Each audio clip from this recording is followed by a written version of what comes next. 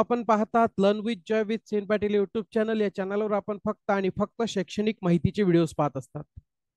मित्रांनो, आज आपण पाहणार आहोत येत्या 2 ते 3 दिवसांमध्ये महाराष्ट्र राज्यातील विधानसभा आणि विधान परिषद हे जी काही 2 सभागृह असतात, त्यापैकी विधान परिषदेतील शिक्षक आमदाराची निवडणूक शिक्षक आमदार 2024 आपल्याला निवडून द्यायचे आहेत. आणि नाशिक विभागातून, कोकण विभागातून आणि मुंबई विभागातून शिक्षक आमदारांची निवडणूक परवा 26 जून 2024 रोजी होऊ घातलेली आहे. सकाळी 7 वाजेपासून तर संध्याकाळी 6 वाजेपर्यंत मतदानाची वेळ आहे. नेमकं या निवडणुकीमध्ये मतदान कसं करायचं, म्हणजे मतदाराने मतदान कसे करायचं या बाबतीत माहिती आपण या व्हिडिओमधून मिळवणार आहोत. तत्पूर्वी तुम्ही पहिल्यांदा चॅनलला भेट दिली असेल तर चॅनल सबस्क्राईब करायला विसरू नका, म्हणजे जेव्हा मी अशा प्रकारचे नवनवीन माहितीचे व्हिडिओ माझ्या चॅनलवर अपलोड करेल तेव्हा निश्चितच त्याचे नोटिफिकेशन तुमच्यापर्यंत प्राप्त होतील. बेल आयकॉन प्रेस करा आणि व्हिडिओ आवडल्यास निश्चित लाईक करा, तुमच्या मित्रांना शेअर करा. बघा, आता मतदान कसं करायचं आपल्यालाही माहिती आहे की या शिक्षक आमदार निवडण्यासाठी मतदान हे ईव्हीएम मशीनवर नाही, ते बॅलेट पेपरवर असतं, मतपत्रिकेवर असतं. आणि त्या मतपत्रिकेवर मतदान करून आपल्याला आपला शिक्षक आमदार हा निवडून द्यायचा असतो. त्यासाठी निवडणूक आयोगाने दिलेला जांभळा स्केच पेनच वापरायचा असतो. आपल्याला दाखवलेला आहे स्क्रीनवर. मित्रांनो, आपल्याला सांगणं गरजेचं आहे की चुकीच्या पद्धतीने मतदान केल्यामुळे सुशिक्षित मतदान किती वाया गेलेलं आहे. 2018च्या निवडणुकीमध्ये ते आपल्याला दिसतंय की मुंबईमध्ये जवळपास 2500 मतदान अवैध झालं चुकीच्या पद्धतीने मतदान केल्यामुळे. नाशिक विभागात 1000 पेक्षा जास्त अवैध झालं आणि कोकण मधला आकडा उपलब्ध नाहीये. परंतु आपल्यासाठी तरी ही गोष्ट बरोबर नाही की हजारोच्या संख्येत मतदान हे अवैध होतं. म्हणजे याच्यासाठी आपल्याला मतदान कसं करायचं याची कदाचित माहिती नसेल एवढ्या लोकांना, म्हणून त्या ठिकाणी हे मतदान अवैध झालं. आणि म्हणूनच मतदान कसं करावं त्यासाठीचा हा व्हिडिओ कोणाच्या प्रचारार्थ नाही, कोणत्याही उमेदवाराचा प्रचार करीत नाही. आपल्याला फक्त मतदान कसं करायचं त्यासाठीची माहिती या व्हिडिओच्या माध्यमातून मी देण्याचा प्रयत्न केलेला आहे. तर आता मतदान कसं कराल, ही बघा, ही एक नमुना मतपत्रिका आहे. इथे कोणत्याही उमेदवाराचं नाव नाहीये, हे सगळं काल्पनिक आहे, फोटो सुद्धा काल्पनिक आहेत. नमुना मतपत्रिका ही तुमच्याकडे अशीच असणार आहे. अनुक्रमांक, उमेदवाराचं नाव, फोटो असतील त्या उमेदवाराचे. इथं हे सगळे फोटो जे आहेत ते कोणत्याही उमेदवाराचे नाहीत, त्याच्यामुळे कोणीही गैरसमज करू नये. हे फक्त नमुना दाखल घेतलेला आहे. यांना आपल्याला शेवटच्या रकान्यामध्ये पसंती क्रम द्यायचे आहेत. मग आता ते पसंती क्रम कसे द्यायचे तेही आपण बघणार आहोत.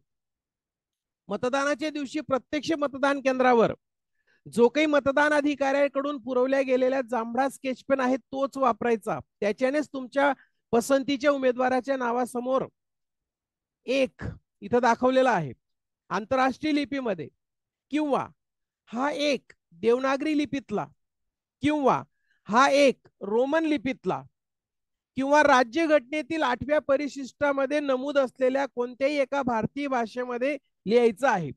म्हणजे एक तर तुम्ही अशा प्रकारचा एक काढा, एक तर तुम्ही अशा प्रकारचा एक काढा, एक तर तुम्ही अशा प्रकारचा रोमन अंकामधला एक काढा, किंवा राज्यघटनेतील 8व्या परिशिष्टामध्ये जे नमूद केलेल्या भाषा आहेत त्याच्यापैकी कोणती एक भारतीय भाषा वापरणं आपल्याला गरजेचं आहे. मतदान कसं कराल, तर या मतपत्रिकेवर, नमुना मतपत्रिकेवर आपल्याला जो काही जांभळा स्केच पेन दिलेला आहे इथं दाखवतो आहे मी, तो तशाच प्रकारे तोच स्केच पेन वापरा. तुमचे खिशात त्या दिवशी पेन घेऊन जाऊ नका. तुमचा पेन घरीच ठेवा. रिकामा खिसा त्या दिवशी घेऊन जा. बघा, अशा पद्धतीने 1 हा अंक नमूद करायचा आहे. इथं या 1 नंबरला मतपत्रिकेवर कोणता उमेदवार असेल त्याला मी एक पसंतीक्रम देण्यास सांगत नाही आहे. हे उदाहरणादाखल इथं 1 दिलेला आहे. एक मात्र 1 लिहिणं तुमचं कंपल्सरी आहे. पसंतीक्रम 1 लिहिणं कंपल्सरी आहे. त्याच्यानंतर हा 2, 3, 4, 5 पुढची जी काही पसंतीक्रम आहेत ते तुम्ही नोंदवू शकतात किंवा नाही पण नोंदवू शकतात. ते कंपल्सरी नाही. ते तुमच्या मतावर अवलंबून आहे. 1, 2, 3, 4, 5, 6 जेवढे असतील तुम्हाला पसंतीक्रम द्यायचे असतील तेवढे तुम्ही देऊ शकतात. पण 1 कंपल्सरी आहे आणि पुढचे अंक कंपल्सरी नाहीत. बघा, हे देवनागरी लिपीमध्ये मी दाखवलं. आता तुम्हाला आंतरराष्ट्रीय जी काही आपली भाषा आहे इंग्रजी, त्याच्यामध्ये बघा या पद्धतीने आपण पसंतीक्रम नमूद केला. त्याच्यानंतर आता देवनागरी लिपीमध्ये तुम्हाला दाखवलेलं आहे. या तिघांपैकी एक कोणत्याही याच्यामध्ये तुम्ही करू शकतात. बघा या पद्धतीने. आता या गोष्टी करणं टाळा. ही नमुना मतपत्रिका आहे. आपण वर्षभर तेच काम करतो त्याच्यामुळे उत्तरपत्रिका हा शब्द तोंडात असतो. ही नमुना मतपत्रिका आहे. आणि या नमुना मतपत्रिकेवर काय काय करू नका, म्हणजे जे काही आपण पाहिलं की मुंबई मतदारसंघामध्ये 2,500 मतं वाया गेली, त्याला कारणीभूत असे प्रकार आहेत. तर काय करू नका, स्वतःचा पेन वापरू नका खिशातला, किंवा असा एक अक्षरामध्ये लिहू नका, 1, 2 असं लिहू नका, किंवा अशी खून देखील करू नका, बरोबरची खून देखील करू नका.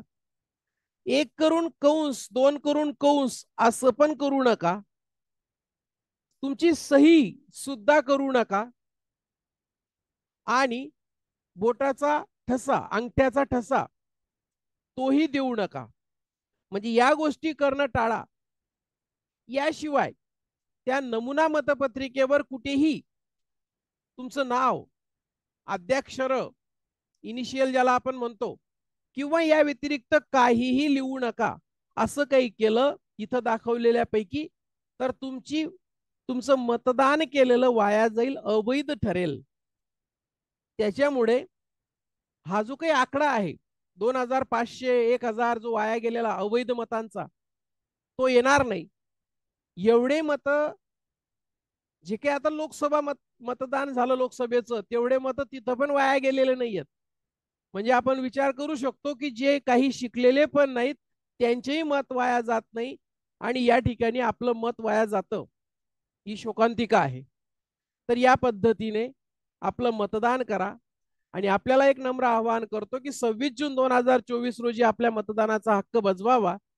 100% मतदान करा आणि योग्य त्या उमेदवाराला निवडून शिक्षकांच्या समस्या सोडवण्यासाठी विधान परिषदेमध्ये निश्चितच पाठवा.